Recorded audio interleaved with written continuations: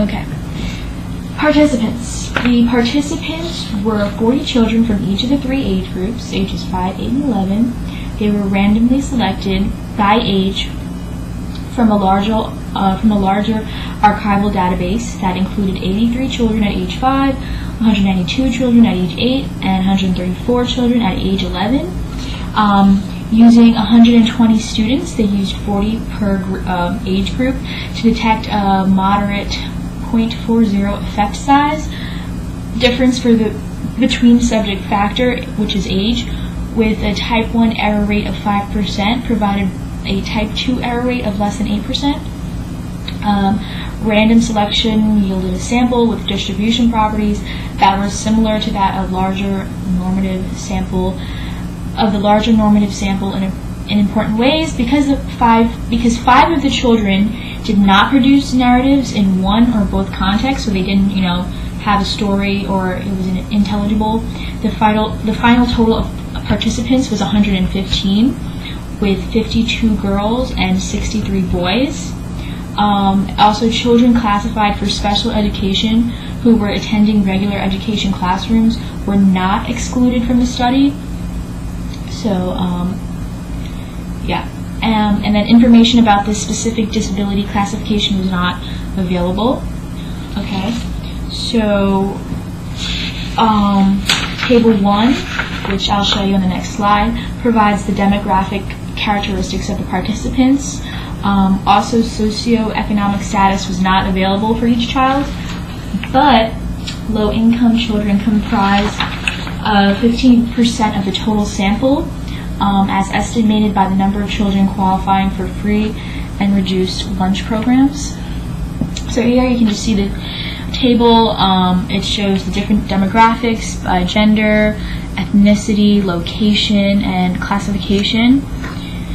And you can see the total 115 participants, the number of children in each age range.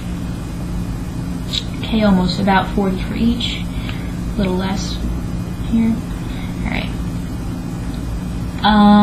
So you're probably wondering, why did they choose 5, 8, and 11?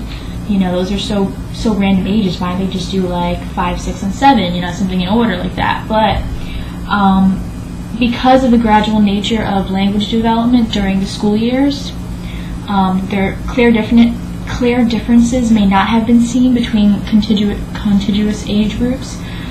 Therefore, narratives were analyzed from 3 age groups separated by several years, rather than looking at noun phrase elaboration continuously for 1 year age intervals. And then age 5 was selected as the lowest age because by that age most children are capable of producing an oral narrative. And 11 was chosen as the highest age because by that age academic emphasis is switching from narrative to expository discourse, and there is some indication that narrative performance plateaus beyond this point.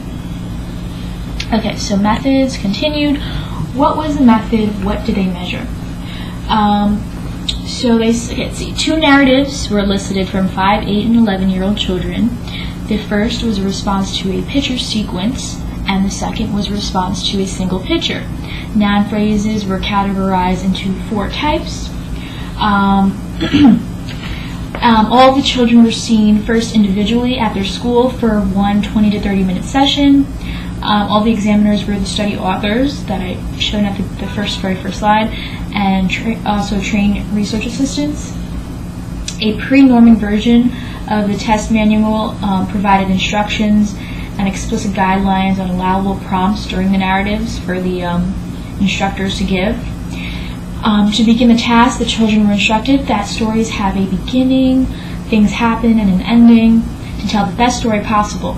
And the only allowable prompts were scripted queries given when the children paused for long periods of time or when the children appeared to be finished. So they would say, "Is there anything else you would like to add?" The narratives were tape recorded in their entirety and were subsequently transcribed in university laboratories. The examiners collected stories in 3 contexts, although I told you 2 for this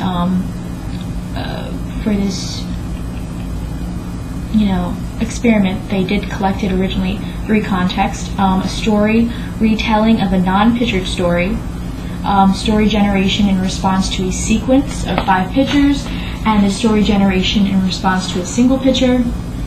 For the 2 generated stories, in response to a picture or sequence of pictures, the children first listened to a story told by the examiner about a picture or a set of pictures, and then made up their own story about a different picture or sets of pictures. Because the data were collected as part of a norming study for a standardized test, the 3 narrative contexts were always administered in the same order. And for the purposes of this study, only the 2 generated stories were transcribed and analyzed for each child. Okay, so next I believe is the procedure. Yes. So, procedure, the elicitation.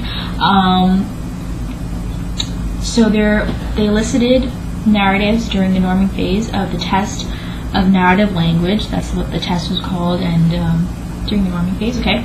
They gave the instructions, like I said, what the story comprised, They collected 3 stories. Okay, I said this already. Okay, so the transcription.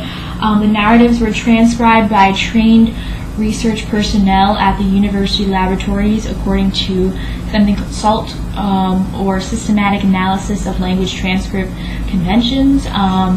They were segmented in something called T units, as defined by Hunt in 1965. Also described by Hedberg and Westby and Hughes.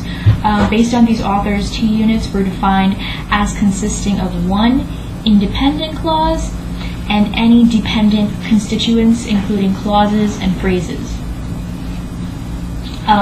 Clauses connected by a coordinated conjunction, for example, and, then, so, but, or, were divided into separate T units when the subject was repeated. Conjoined clauses without a subject were therefore not separated into a separate T unit. Embedded clauses, including clauses with a subordinating conjunction, were also therefore not segmented into a separate T unit.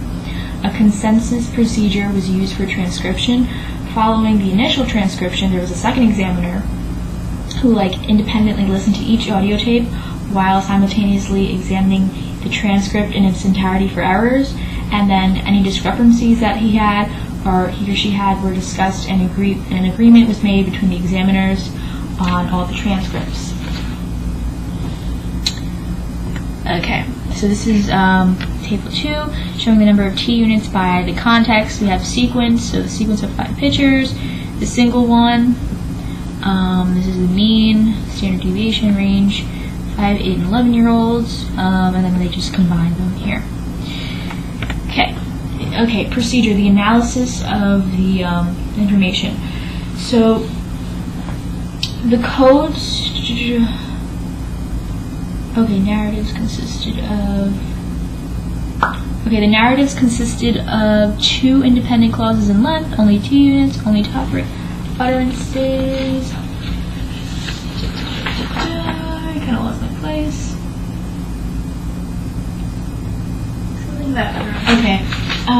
Alright, so it says that we have narratives consisted of 2 independent clauses in length, only T units, only on topic utterances. So if they spoke, let's say, off topic about, they were just talking about their day and what they did yesterday, that would be excluded from the narrative. And they only counted things that were 2 independent clauses in length. Anything shorter than that or whatever wasn't counted as a noun phrase, elaboration, or anything like that. Okay.